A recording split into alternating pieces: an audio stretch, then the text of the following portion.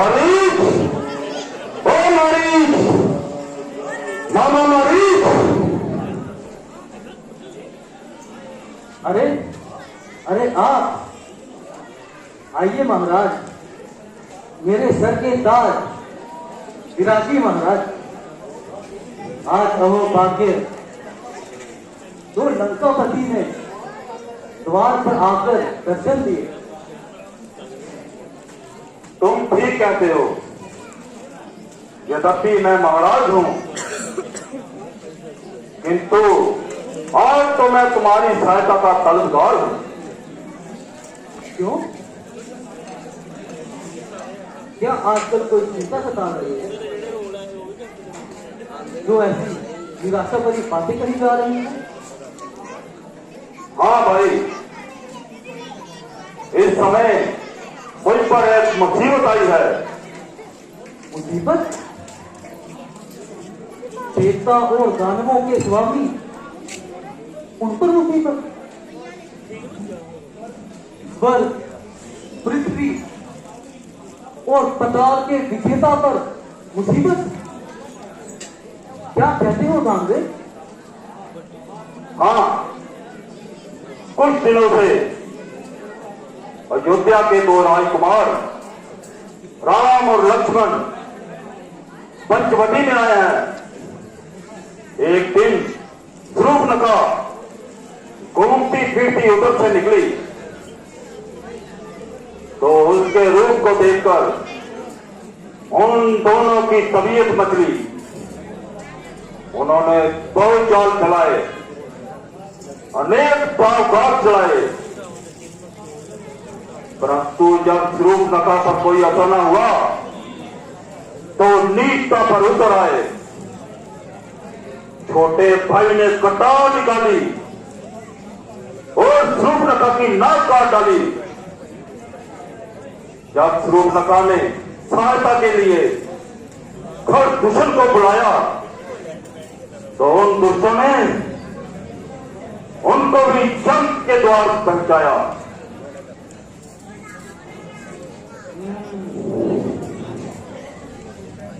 तो फिर आप क्या चाहते हैं महाराज? यही, यदि किसी प्रकार जान की हाथ आ जाए तो इस अपमान का पता उतर जाए।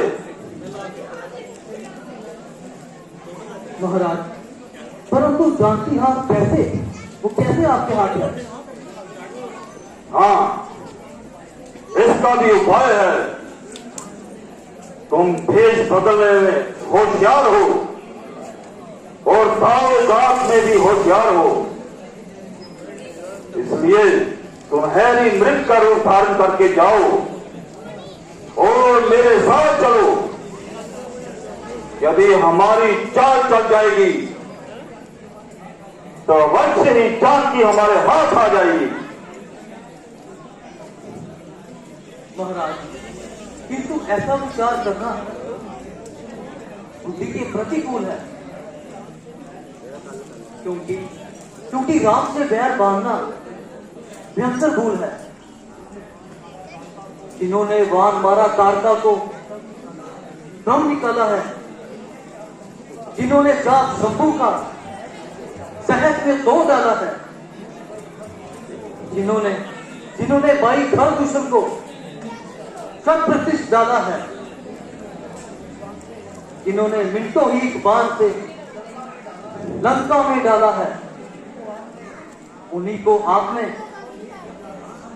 बलहीन और नादान समझा है। बहुत धोखा हुआ भगवान को इंसान समझा है।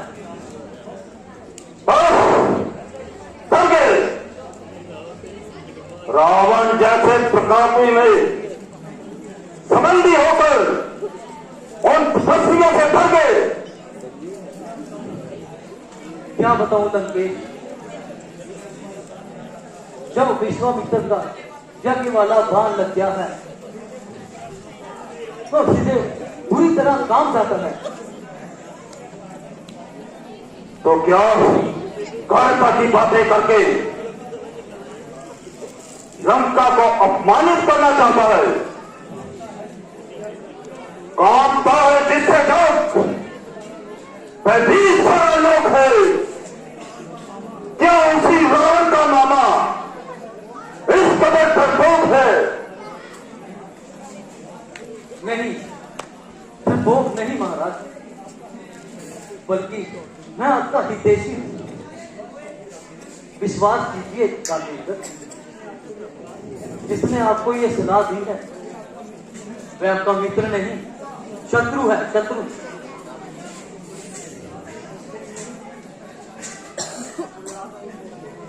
नाक के धोखे में मिटाया जा रहा है आपको, नाश के पक्ष पर चढ़ाया जा रहा है आपको।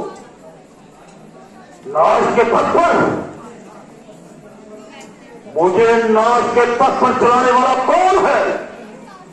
अरे मूर्ख, तू जानता नहीं मैं बढ़ते हुए जमाने की रफ्तार रोक दूं, विकराल काल ज्वाला की फुंकार रोक दूं, आंखें ना पड़ने पर नदी की तार रोक दूं, घनघोर घोर मेघ की बौछार रोक दूं, आकाश को उजाड़ दूं, तारों को तोड़ दूं, अग्नि का तेज छीन दूं, सागर निचोड़ दूं।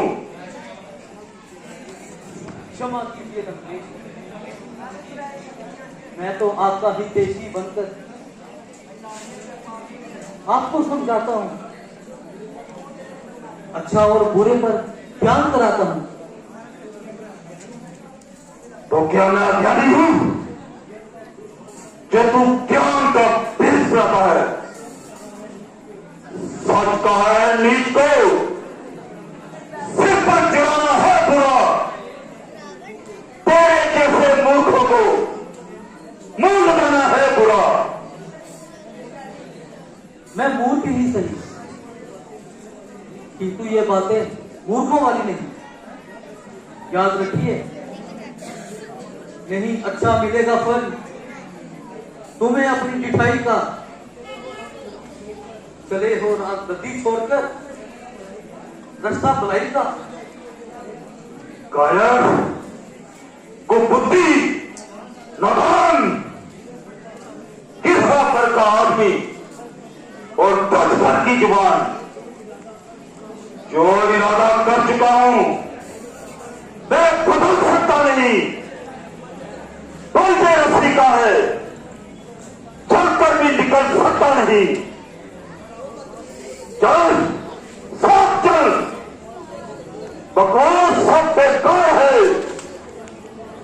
सिर उड़ा दूंगा अगर फिर से कहा इंकार है। अच्छा महाराज, एक बार फिर सोच लीजिए। सोच चुका हूं, अच्छी तरह से सोच चुका हूं। चल चल मेरे साथ चल। कह चुका हूं तुझसे मूर्ख, बात मेरी मान ले। कौन मंडाता है बना, सिर पर तेरे जान ले।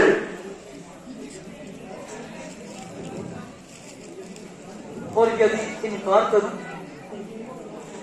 तो यही तलवार तेरे सीने के पार करूं।